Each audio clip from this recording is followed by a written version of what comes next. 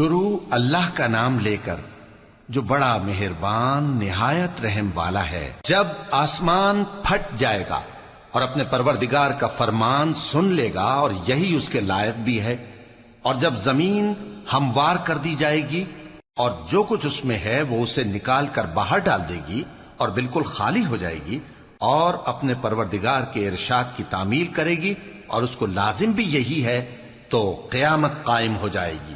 اے انسان، تو اپنے پروردگار کی طرف پہنچنے تک خوب تکلیف اٹھاتا ہے، پھر تو اس سے جا ملے گا۔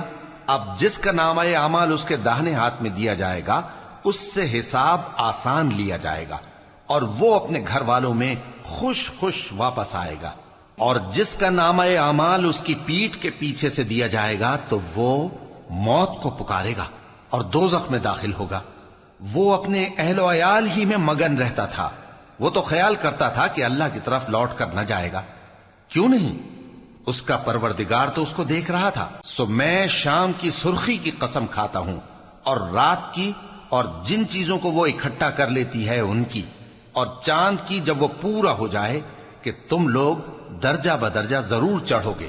تو ان لوگوں کو کیا ہوا ہے کہ ایمان نہیں لاتے، اور جب ان کے سامنے قرآن پڑھا جاتا ہے تو سجدہ نہیں کرتے، بلکہ کافر جھٹلائے جاتے ہیں، اور اللہ ان باتوں کو جو یہ اپنے دلوں میں چھپاتے ہیں خوب جانتا ہے۔ تو ان کو دکھ دینے والے عذاب کی خبر سنا دو۔